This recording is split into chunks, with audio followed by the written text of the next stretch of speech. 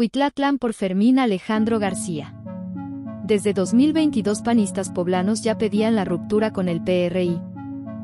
La resistencia que se está observando en el PAN de cederle al PRI la candidatura a la alcaldía de la capital no es un asunto nuevo, se empezó a gestar en las 2 últimas semanas de mayo de 2022, cuando militantes panistas de Puebla, Aguascalientes, Tamaulipas y Durango, entre otros estados, suscribieron una carta enviada a la dirigencia nacional del Albiazul exponiendo que la alianza electoral con el tricolor y en particular, con Alejandro Moreno Cárdenas Elito, el líder priista, tenían que terminar o reducirse para no poner en riesgo los comicios de 2024. Un fragmento de ese documento decía: no somos pocos los panistas que nos sentimos profundamente ofendidos por la alianza con los que han sido los principales enemigos de lo que representamos, el PRI, los escándalos de lavado de dinero que hoy rodean al dirigente del PRI, Alejandro Moreno, es el último y más peligroso síntoma de degradación que vivimos.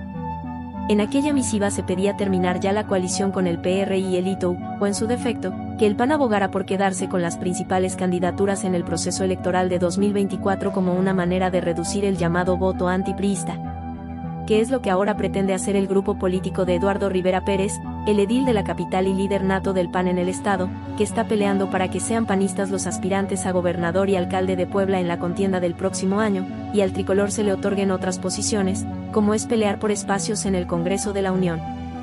De esa forma, el PAN quiere desconocer un acuerdo pactado previo al proceso electoral de 2021, mediante el cual se convenció al PRI poblano de hacer en ese entonces por primera vez una alianza con el Albiazul luego de 3 décadas de rivalidad en las urnas, a cambio de que en la sucesión de 2024 las candidaturas para el gobierno del estado fuera para el Partido Acción Nacional y la de la Angelópolis, para el Partido Revolucionario Institucional. Hace 2 años les fue bien a panistas y priistas competir juntos en Puebla. En la actualidad, esa visión ha cambiado radicalmente. Hay voces internas en el PAN local que están convencidas que al partido de la derecha le podría ir mejor en los comicios que se avecinan si compite solo, que cargar con la imagen de corrupción que se ha vuelto inherente al PRI, pero sobre todo al dirigente Elito. Esa opinión se nutre de la amarga experiencia que se vivió con los escándalos que se destaparon contra Elito en 2022, desde el gobierno de la mandataria de Campeche, Laida Sansores San Román, en donde se filtraron audios en que se escucha al dirigente tricolor presuntamente extorsionando a empresarios y malversando las prerrogativas públicas del PRI.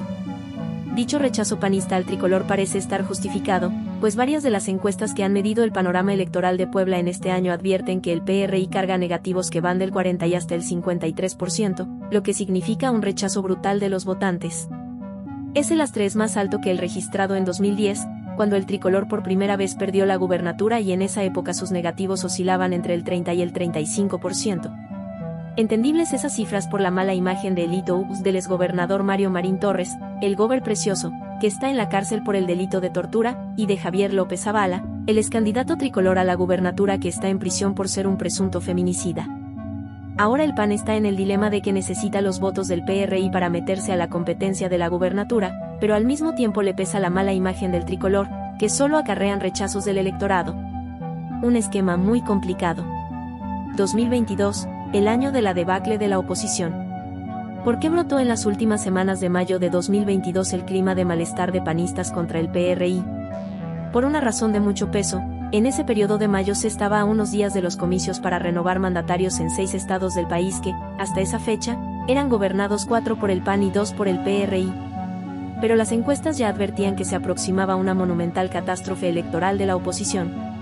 Y así ocurrió. En las votaciones del 5 de junio de 2022, Morena ganó 4 de las 6 gubernaturas en juego, con lo cual la 4T llegó a 23 triunfos en los estados a lo largo del sexenio, que se incrementó a 24 este año con la victoria en el Estado de México, que antes era el territorio más emblemático del PRI.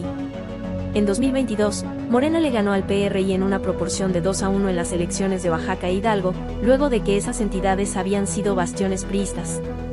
El resultado de Quintana Roo fue humillante para el PRI, al quedar en 4º lugar de las votaciones y perder el registro de partido político local. El tricolor en 2022 se quedó solo con 2 gubernaturas, luego de que 10 años antes tenía 15. Ahora en 2023, se ha quedado con una sola demarcación, Coahuila. Mientras que el PAN redujo sus gubernaturas de 7 a 6, con la particularidad de que, en Aguascalientes, en 2022, muchos panistas llamaron a votar contra la entonces candidata albiazul, Teresa Jiménez, quien aunque se asume militante de Acción Nacional, la gente la ubica como una mujer cercana a Elito, lo que no gusta a las bases conservadoras del partido de la derecha. La percepción surgida en el panismo de Puebla, Aguascalientes, Tamaulipas y Durango es que el PRI, en lugar de hacer crecer a la oposición, la hundió en las contiendas del año anterior.